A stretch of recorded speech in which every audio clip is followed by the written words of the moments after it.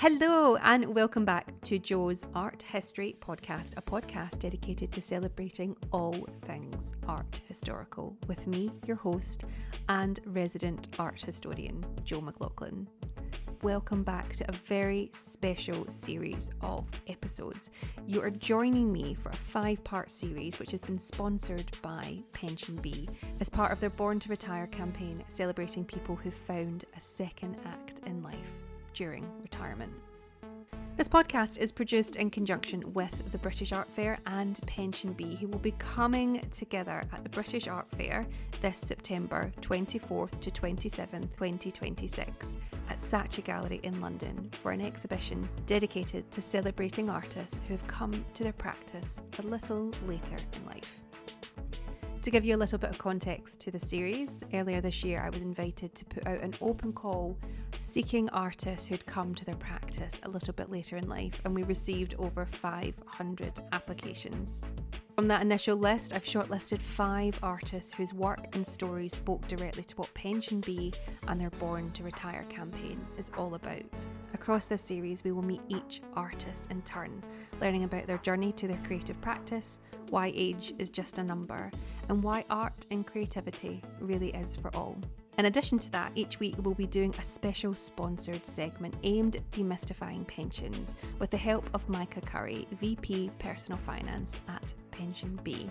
And I highly recommend that you stick around for the sponsored segments. The information offered for free is truly worth its weight in gold. But let's get back to the episode at hand. Joining me today is Annie Turner. Annie trained as a nurse and spent years juggling work with raising 3 neurodiverse children. She started an art foundation when her youngest was just 3, but it wasn't until she left her marriage at 52 and later left her job after COVID that she was able to fully focus on her own art. She describes the last 6 years as everything finally coming together, and she now paints every day. Annie recently won the Abstract Women in Art Prize and has a solo exhibition coming up in Hampstead School of Art in September 2026 and has a residency lined up for 2027. I'm beyond honoured to be showing 2 of Annie's works at the British Art Fair at Saatchi Gallery in September, and this will be the first time she's showing works in London, having just turned 60 years old. So sit back and relax and enjoy my conversation with Annie.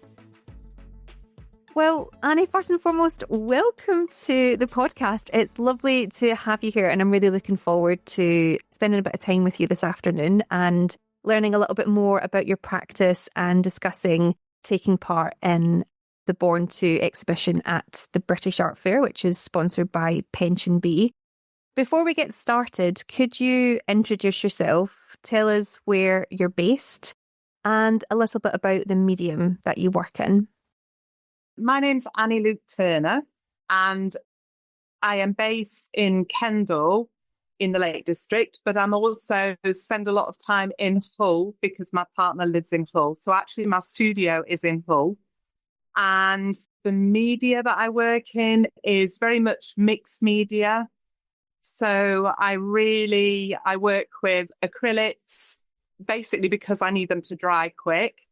I work with inks, I work with collage, I work with drawing, all sorts of media really, and different sort of tracing papers, anything really. You know, I'd sort of like to break the rules with the media really.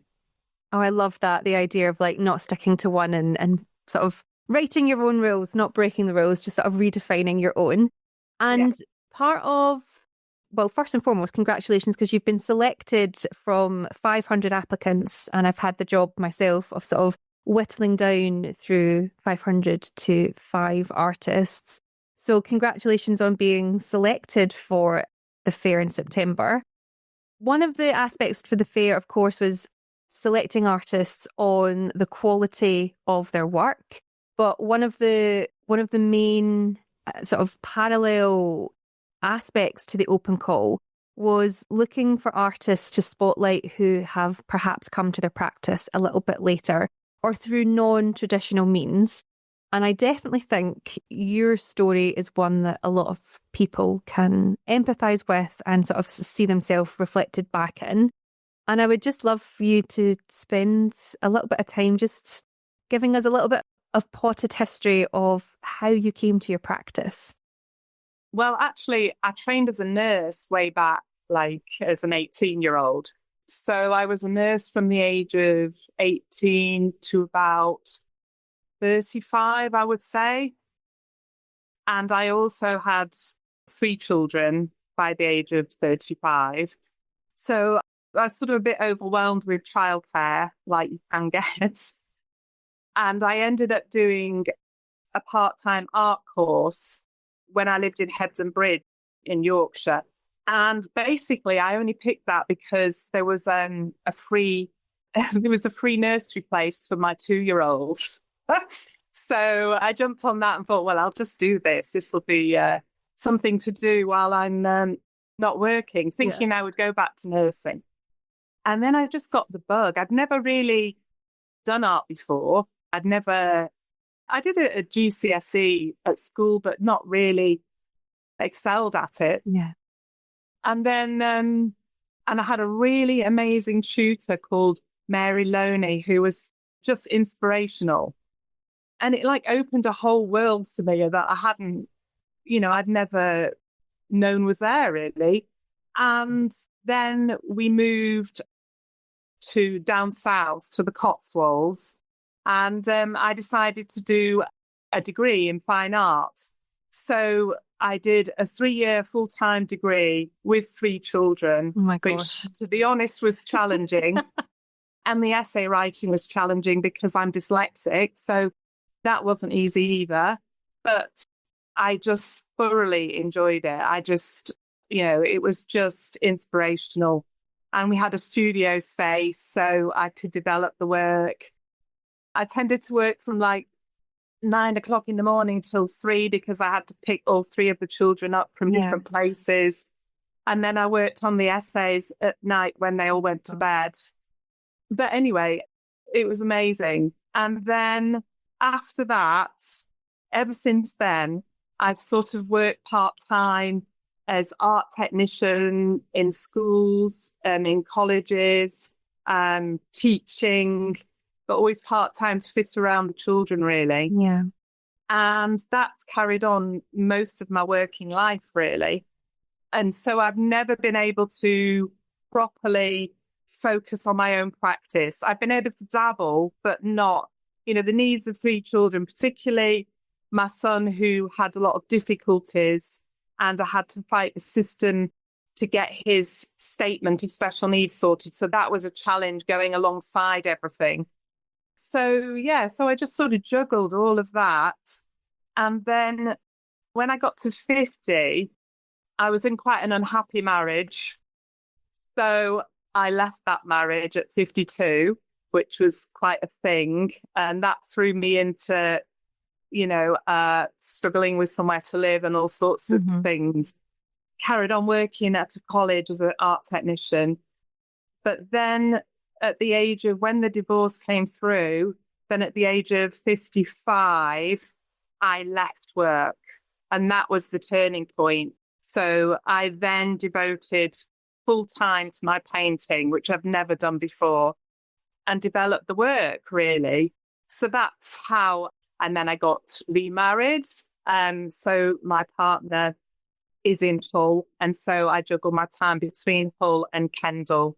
And and so since then, I've been developing my painting and actually getting somewhere with it, because I can totally focus on it and I can go on residencies, which I have been doing, and see how the painting develops, which it is. It just proves that, if you devote yourself to something and you are actually going in every day, how much difference it can make to your practice from doing that, putting that time in. Yeah. So would you say that the real turning point, because I think you said this in your application to the fair as well, you said it's kind of all come together in the last 6 years for you. Yeah. In all sorts of ways, in my personal life, but in my working life. I'm actually working more now as a 60-year-old than I have been, in a different way. I mean, having said, I was going to say, I was like, having 3 children on top of all that, but I mean in the actual pure working life, it is it's pretty full on, which is great. And I'm reveling it. I love it, So yeah, it's all come together, and reflecting on my life and the experiences I've had, that all feeds into my work. I understand myself a lot more. I understand the way I am. I understand why I make the paintings I make. It's all clicked together, really. And it's much more, I can understand all of this, how my childhood relates to the paintings, and all sorts of things have become much more, I can understand it all a lot better now. It's a bit more crystal clear. It's kind of that thing of, hindsight gives you 20/20 vision. You can sort of look back on something and be like, oh, all these things are actually influencing what I'm putting into my body of work. Because you're working on a new body of work actually at the moment, or because you've got your first solo exhibition also happening in September.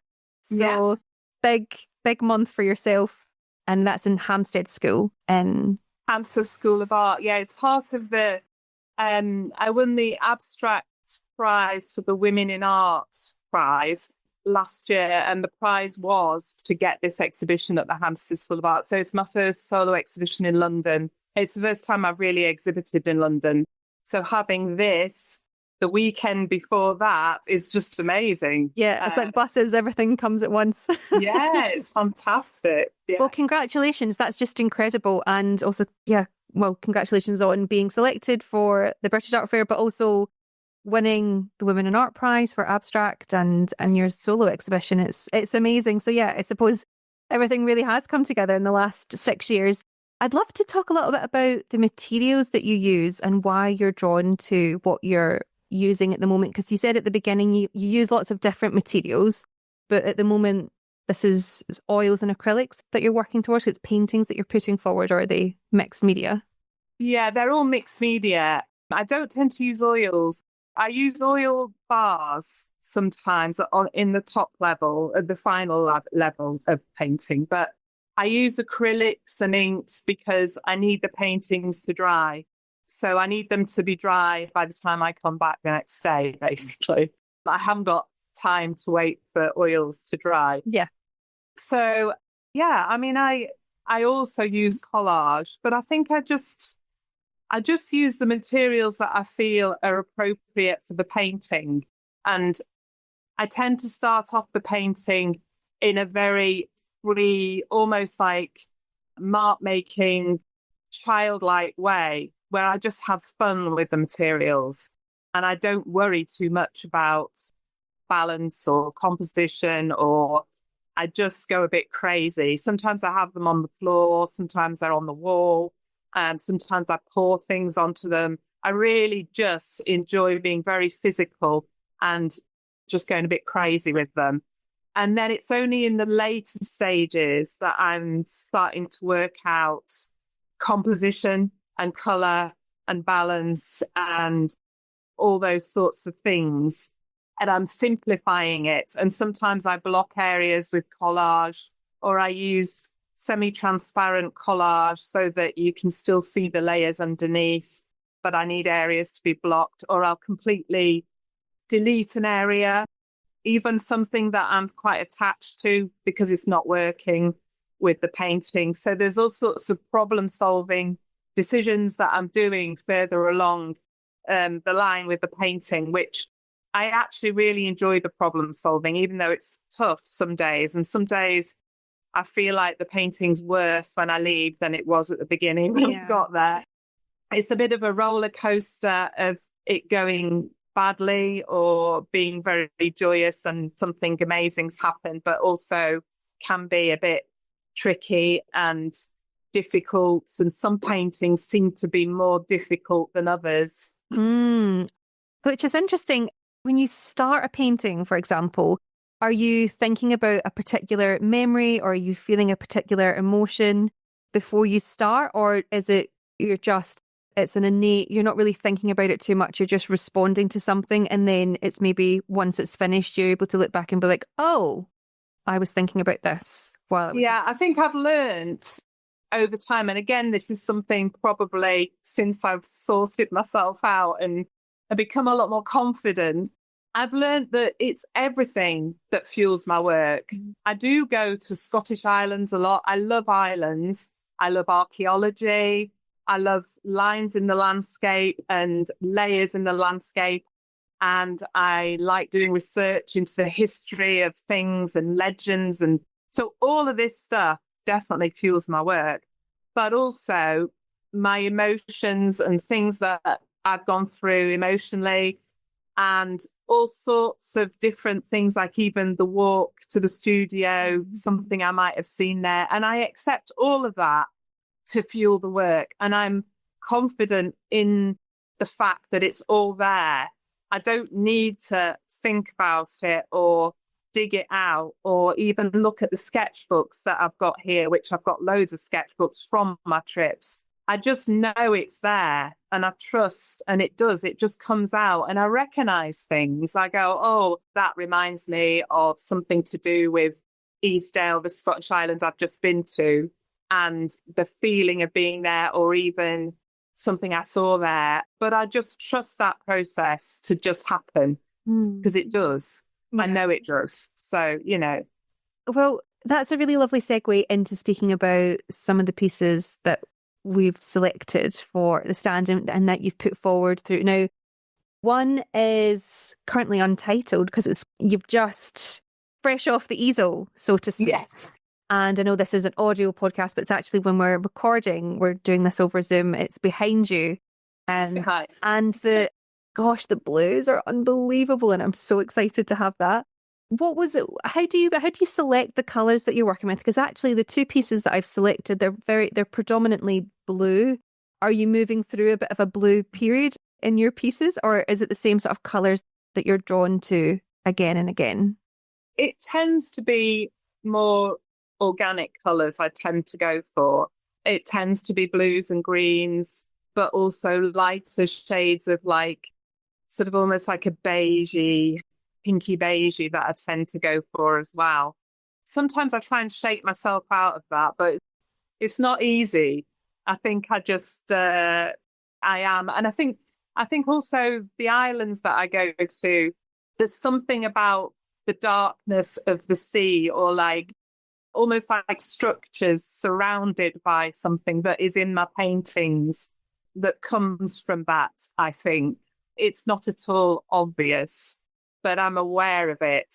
So this almost like the sea and islands seem to be a subject that I do go back to. But like I say, it's not obvious from looking at that. And I don't want it to be obvious. Yeah. I like the fact that people read the paintings in the way they read the paintings. And that's great. Yeah. And so now that you're sort of describing this idea of like islands, deep water, I can kind of pick that out in the piece behind you. But again, I'll invite listeners to come onto the stand in September and have a look for yourself. But you were also showing one of your pieces called Staffa.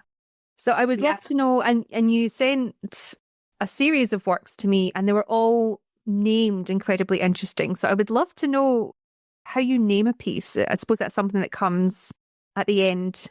Yeah, it does come at the end. I'm not very good at it because I think that's part of being dyslexic as well. I'm like, oh, words, oh no. But I think I tend to go for Norse names quite often. And those are quite often linked to, a lot of the islands that I've been to. So Staffa is an island just off Iona. And I've been to Iona quite a few times. And Staffa is a Norse name and it means staffs. And it's where Fingal's Cave is. It's an amazing cave that you can go into. And all of these like sort of really weird pillars that you walk along to get there. It's just very strange looking. But so that painting sort of came from the experience of going there. And it's sort of, again, the whole like feeling of Iona and that part of the Scottish Islands and Mull. It's just got a very spiritual feel to it, which I really, I can feel it when I go there.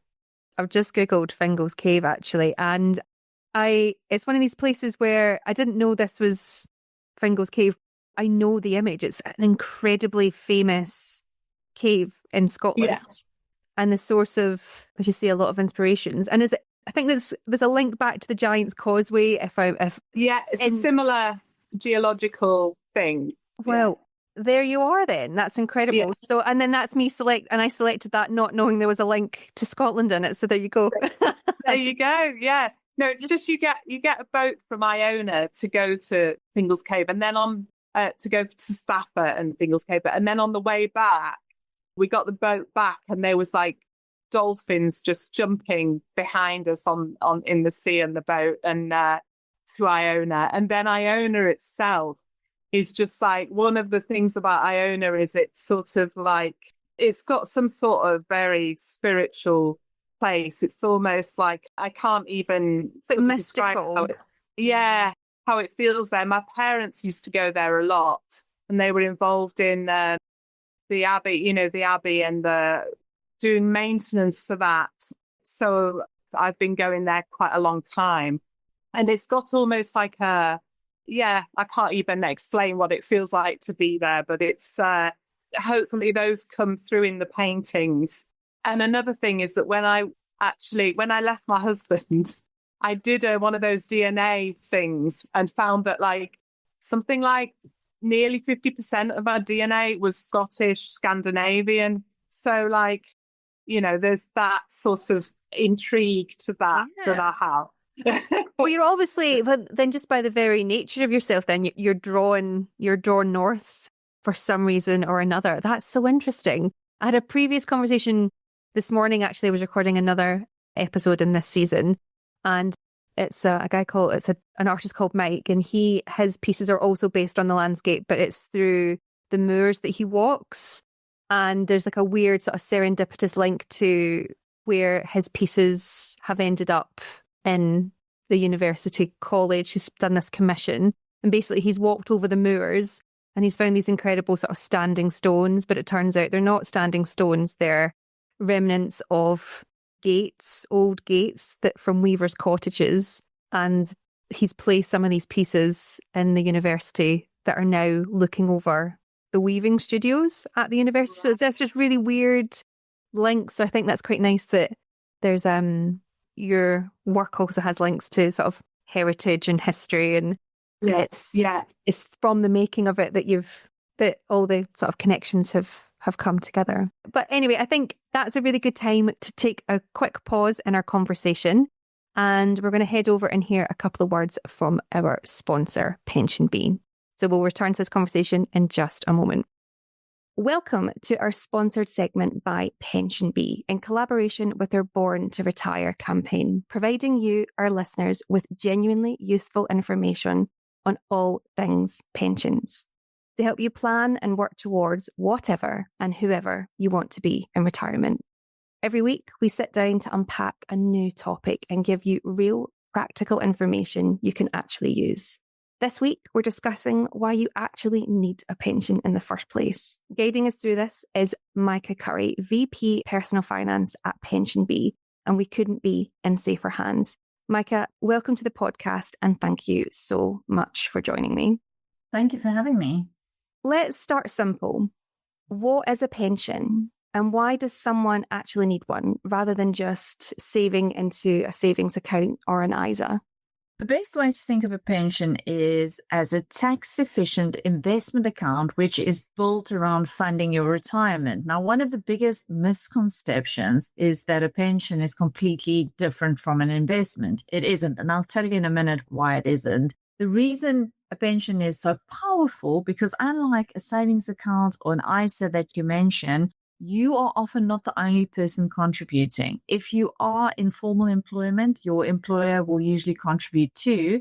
And then there's something called tax relief, which is essentially the government giving you money back because you're saving towards your future. Now, as an example, say you're a basic rate taxpayer and you put £80 into your pension. The government will top that up to £100. How does it work? I put the £80 into my pension, and in a couple of weeks, as if by magic, I will see a contribution from HMRC to the value of £20. If you're a higher rate taxpayer, you can even claim back more through your tax return at self-assessment time. So in essence, it's free money. And what's not to like about that? But the other reason, getting back to my point about why pensions are in fact investments, a generation ago, many people had what was called defined benefit or final salary pensions. These are also often called the gold-plated or Rolls-Royce pensions. And in essence, those pensions meant your employer will pay you an income for life in retirement,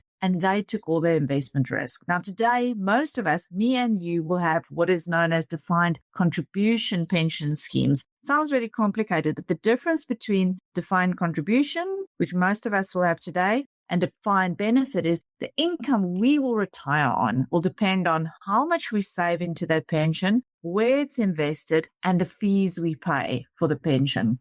So whether we realize it or not, millions of us have become investors, and our biggest investment often isn't our property, our ISA, or share portfolio, it's our pension. So think of it as money you're putting away, you're getting free money to help fund your retirement. If you don't want to think about retirement, I say think about it as the longest holiday you'll ever take. And it is quite ironic that we can spend months planning 2 weeks in the sun, yet very few of us spend as much time planning a retirement that could last, the fact that we're living longer, for 20 to 30 years. So savings accounts, ISAs absolutely have their place. I have both. But for long-term retirement saving, a pension offers a lot of advantages. One, it's the free money from the government. And the second point is this is going to fund the longest holiday you'll ever take. I've never really looked at a pension like that before. I think that's really interesting. And I love the fact that investing's a really hot topic at the moment as well, particularly in my generation, people in their 30s and 40s. I've never really looked at my pension as an investment. So what type of pensions are available? And could you tell us a little about the difference between perhaps state pensions and workplace pensions? Sure. So I always encourage people to not think about a pension, but rather think about 3 pensions or 3 pillars. The first is the state pension, and there's a lot of question marks and negativity around the state pension. But what is the state pension? Essentially, it's a pension paid by the government from your late 60s, and it's based on your national insurance contribution record. Now, for most people, if you are to get the full state pension, which at the moment is just around over £12,000 a year, which even the most frugal of us will struggle to live off comfortably, but you will need 35 years of national insurance contributions to get that full new state pension. To get some state pension, you will need 10 years of national insurance contributions. So it's really important to go to the DWP website, put in your national insurance number, and check how many years of national insurance contributions, NI contributions, have you clocked up. The state pension, despite all the negativity and all the views that, the state pension is not going to be around, it is incredibly valuable. It's inflation linked, so it goes up in line with inflation. So that's state pension. The second pension is your workplace pension. And it is one of the biggest advantages of being in formal employment. I often say to young people, get so excited about what the salary is going to be of their new job, whether it's got free gym membership or whether it's got a nice canteen or a great office or what the flexible benefits are. The valuablest benefit is that pension. And since something known as auto-enrollment or automatic enrollment came into being in 2012, millions of more people are saving into a workplace pension. It's been a real success story, one of the greater public policy success stories. But what auto-enrollment or workplace pensions have addressed is inertia. You're in unless you opt out. It hasn't solved adequacy. So it's got millions of people saving, but the minimum contributions under workplace pension alone is not enough to deliver a retirement that many of us will be hoping for. And that kind of brings me neatly onto the third pension, which is a personal pension. If you are self-employed, it's often the main way of saving because you don't have that benefit of an employer paying into a pension on your behalf. But even if you are in formal employment, a personal pension or just a pension, sometimes it's called a self-invested personal pension, a SIP, is a great way to top up your retirement savings if you can afford to. And even if you can just put a little bit away, because most of us shouldn't be relying on just one source of retirement income. We often talk about side hustles, unlocking other income streams. The same applies in retirement. The more you can build across those three pillars, the state pension, national insurance contributions, your workplace pension, maximize what you can put in. If your employer offers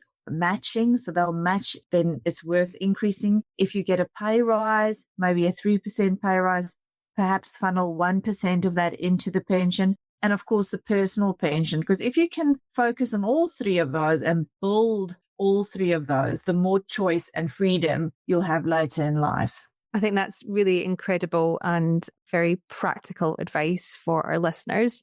So thinking about pensions, is this something in your 20s and 30s you really should start thinking about, or is this something that you can leave to later on? Your 20s and early 30s, in fact, is probably the best time to engage with pension. And I know it's hard because when you are that age, you're struggling with all kinds of conflicting requirements, I guess. You want to get a foot on the property ladder. You might have student debt. You will possibly be only starting out in your career and not earning that much. And you're probably thinking, oh, well, I might opt out of the pension because then I can get a bit more take-home pay. The benefit you have when you are in your 20s and your early 30s is that you've got time. Time is the most powerful ingredient when it comes to investing. Not how much you put in, time. Because time gives you the benefit of what is known as compound growth, which sounds really complicated and jargony, but it just means, in essence, your money has more time to grow. Snowball effect, interest, earning interest on top of each other. It can work to your disadvantage too, as we know, with things like credit cards. So time does all the heavy lifting. So put something away. I remember when I started my career in my early 20s, I didn't engage very much for the workplace pension, but I did put something in. I didn't look at where it was invested. I didn't have a clue, but I did contribute and my employer matched that. And that pension over now 20 years has grown to quite a substantial sum. I'd also say if you're listening to this and you're in your 40s or your 50s and you're thinking, oh, I've left it too late, don't panic, because the second best time to start is today. There are measures in place known as carry forward rules, which allows you to use unused pension allowances from the previous 3 tax years. If you were working and you probably didn't contribute as much as you could, you can use that. And perhaps you come into a lump sum through inheritance or you sold a property and you can boost your contributions and you can catch up. That's incredible. And finally, for someone listening that's maybe never really thought about their pension, what's one thing they could do this week to take meaningful action?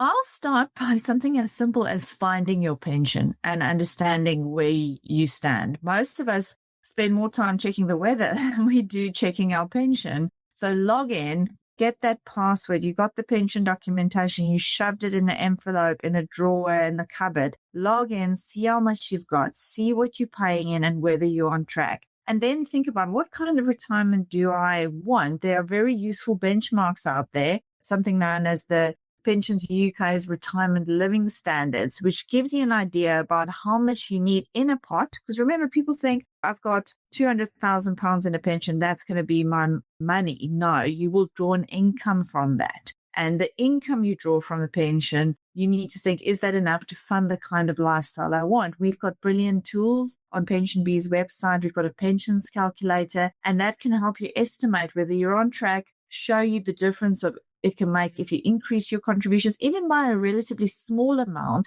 All those things can have an impact. Bottom line is you don't need to become an expert overnight. The most important thing is to get started. Doing something is always better than doing nothing. That's amazing. And to anyone listening, we will leave a link in the show notes below to PensionBee's pension calculator as well. Well, that's all we have time for this week. Thank you so much to Micah Curry for joining me. And a huge thank you to our sponsor, PensionBee, for making this segment possible. And to my listeners, remember, you were born to retire. Now let's return to the episode.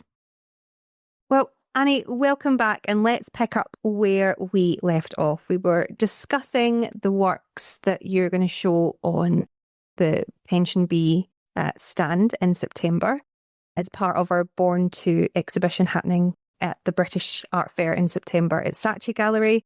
And we're discussing the sort of heritage behind yourself, the pieces, they're abstract, how it's informed by lots of different things, but also you want people to sort of take their own thing away from your works as well, which I think is a beautiful invitation to get people sort of onto the stand and sort of thinking about the works. I'd love to sort of talk about your practice. And as we've mentioned previously, you've come to your practice a little bit later in life, and you've kind of said, it's only really in the last sort of 6 years, everything, your practice and a whole load of other things in your life have really come together. I'd love to know, what does it mean to you now to be building your practice at your current age rather than, when you were 30 or 25, for example? I think it's just that I haven't got loads of, I still have some pulls on. I've got grandchildren now. So, I obviously want to go and spend time with them and stuff, but it's not the same as having your own children where they come first, which they did. And also earning money was important. So juggling part-time jobs and stuff like that was, that's what I had to do. So, but now it's just, I am free to be able to take my days in the way that I do them and literally come to the studio every day. And I've never had that, option before. And also, I guess my mind is clearer. So I can think about the paintings even when I'm not here. And I can think about the research into what maybe I'm looking at, like things like, like you were saying before, quite often I'll discover a strange building or standing stones or legends about a whirlpool near this island, and I want to look into all of those things and dig around and find out more information. And I've got loads of time to do that. So, it's wonderful that I'm starting to be recognised and things are happening. But it's sort of, I just want to make work. I just want to carry on developing my work. And I'm able to do that. And that's the joy. And getting people to see the work and getting feedback, from people is wonderful. It's not something, I've gone from years and years ago, putting my work up in a local bar to now having a solo exhibition in London. And that's incredible, So yeah, it's wonderful. But I think it's the headspace more than anything. It's being able to do it, but also having the headspace to think about it when, as a mother and working, you've got like loads of parts of your brain are just full of stuff, like things the kids need for school, things that I need to remember for work, to order, blah, blah, blah, all the shopping I need to get for the, I was literally responsible for all of these lists and all of these things. And now a lot of that, I don't have a lot of those anymore. And I think, particularly as a woman, that's can be what happens, and you're just juggling it all and trying your best to make it all work. Yeah. And I can really empathize there in terms of having the bandwidth to do something and dedicate time to yourself and your practice. I've got a lot of my friends are having their second and third children at the moment, and it actually amazes me they even have time to text me the amount that's on their plates. And I think it's really downplayed. And I think a lot of people really fear, that sort of the empty nest thing. I know my mum really struggled. I'm one of 3 when we all left.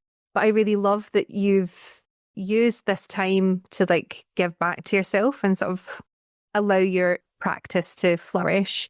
So on the concept of sort of flourishing and sort of coming to your practice a little bit later, how do you feel about being described as an emerging artist? I think emerging is normally a term normally associated with, artists that are sort of fresh out of university and young bucks in their 20s, so to speak.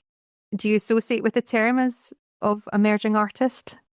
I think I would, yes. And I think things are changing a little bit from years ago, where I would see things that I could, that I wanted to apply for, but it would say you had to be under 35 and an emerging artist. So they would not accept that you could be an emerging artist at the age of, in your 50s or even 60. And I think, Tracy Emin has talked about this, which I found very interesting, that, it's important to realise that just because whoever, female or male, in a later stage manages to sort of be focusing on their practice doesn't mean they're just taking it up as a hobby and it's something that they're doing to fill their time. Because I think sometimes I've been dismissed a little bit because of that as an older woman. And it's just that now I can focus on it. It's not that I did my degree when I was 35 and I was trying to practice, but it was just very difficult to do that. So this is my time to be able to do it, and my time for my work to be developing. And I think things are shifting and people are realizing that. And hopefully, particularly as a woman, an older woman, I don't feel like I'm being dismissed as much as perhaps 10 years ago. So hopefully let's carry on doing that and taking older people seriously when they can actually focus on what really they should have been focusing on ages ago. But, for whatever reason, they were unable to. Yeah, and I completely agree with you. I often feel, and I will sort of hold my hand up and say that even doing this open call, what I found really interesting when I was invited to be the curator of it was it was aimed at people that were 50 plus. That was something that was really the only condition was you had to be 50 plus and you had to either live, have worked or have studied in the UK at some point in your life. And that was really it. And I'd never sort of come across something like that. But I'll also hold my hand up and say I very much associate emerging with younger people. But this whole process has really allowed me to sort of clock myself, and perhaps where we might have dismissed older artists and their ability to bring something to the table and contribute. But I also think we had 500 people apply for this open call. That's a lot of people that have work to show, have stories to share.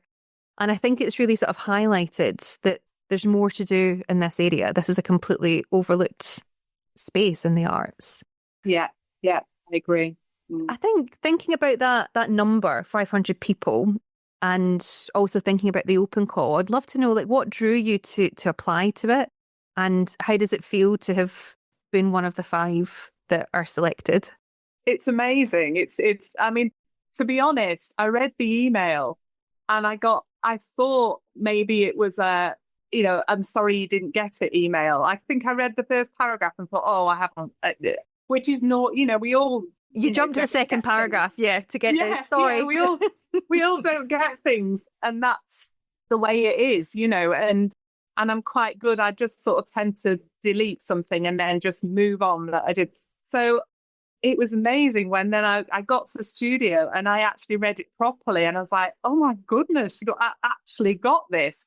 It was incredible. And like I say, the timing of it being just before the Hampstead School of Art solo show, but it's just, amazing that's happened. And the reason I applied for it, I think it jumped out at me. I haven't really applied for very much this year because of the exhibition. I've been thinking there were things I was going to apply for, but I was worried about sending work somewhere and then I hadn't got enough work for this exhibition. So, because I don't have an awful lot of work. I don't have stacks. I'm literally making work to then take to Manchester Art Fair or to take to something. So I haven't got I can't just take something from somewhere. So I haven't applied for very much. But then I saw this, and because it was, it was directed at 50 plus, I thought, well, okay, I'll apply for this. So it was one of the few things. I also applied for a residency that was for women over 50 painters and writers. And I got that. And that's next year. Oh, amazing. So it's sort of I was sort of focusing on, because I knew I couldn't apply for very much. I thought, right, well, I'll just apply for these things that seem to fit me better. Do you know what I mean? So, yeah. Oh, that's incredible. Well, congrats on your residency. Where's that? It's near Stratford upon Avon in a little cottage. Oh, lovely. I know. It looks amazing. So that's an area I've not really, been to. So I always find when I go to a new area, in a new landscape, and then I fill sketchbooks while I'm there. And it's a wonderful thing to discover a new place and a new sort of environment really to be in. Oh, that's incredible. I love this. Like everyone I'm speaking to as well that we've selected, they're doing so many different interesting things as well, which is great. And they've got all these opportunities. We've got a ceramicist that we're showing on the stand, and she's starting a master's at the Royal College of Art in September as well, which is just amazing. Like it's just incredible that you've got all these, like there's so much life to live and all these different stories to tell. And I think which really sort of echoes the campaign as well, which is really exciting. But I think thinking about the stand and the fair, why should listeners to this podcast come along to the British Art Fair in September and see the stand?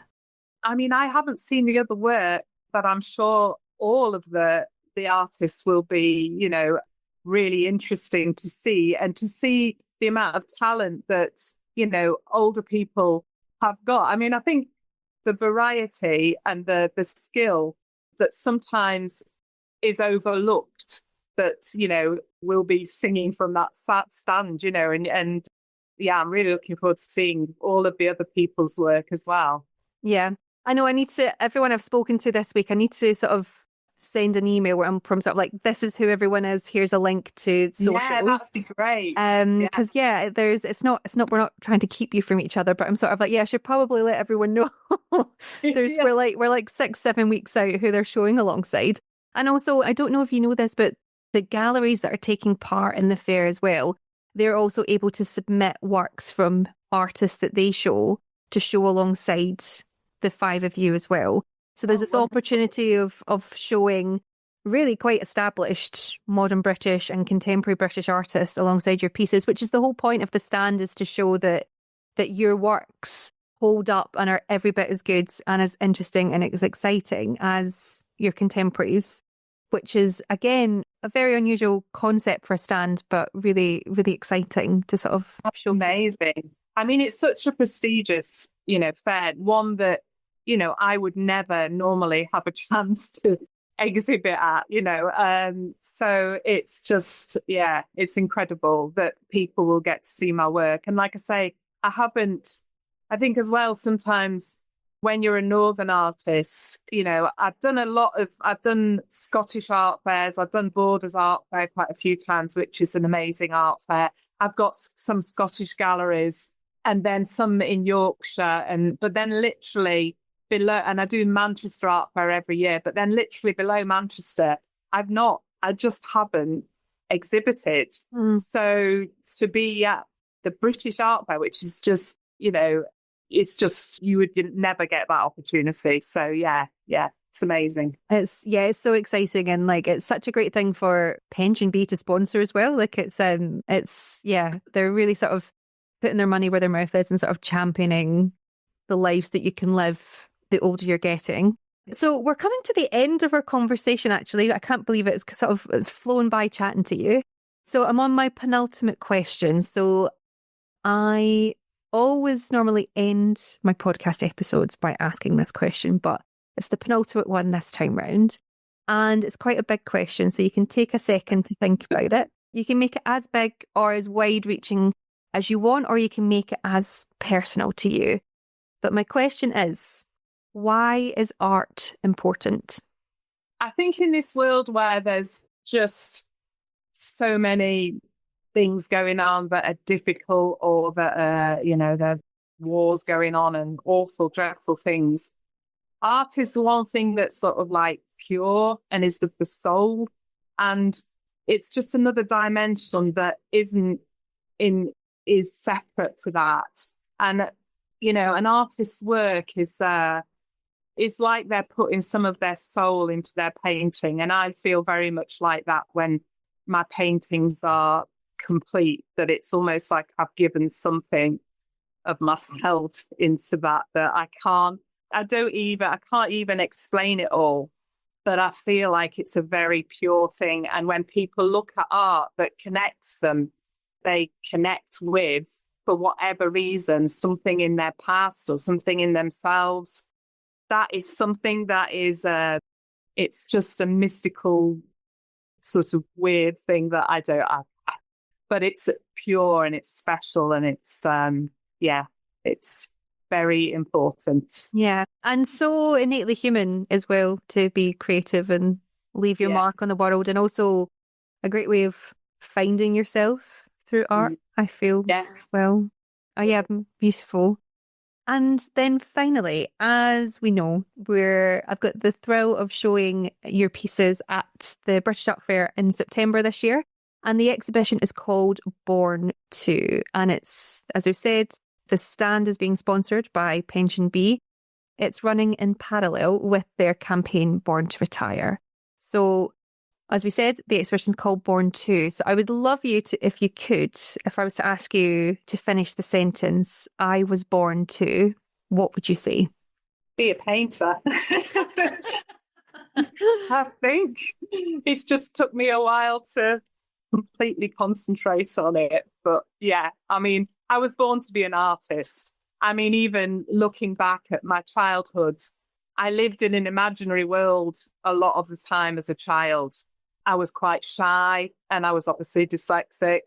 And I made these imaginary worlds that probably kept on going far longer than I should have been in imaginary worlds.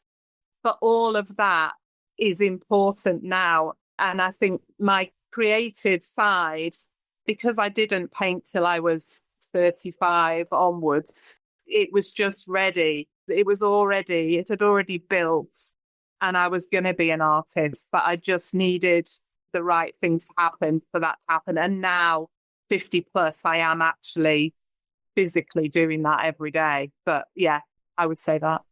Amazing. Annie, it's been a real joy speaking with you, and I'm really looking forward to showing your work at the British Art Fair in September.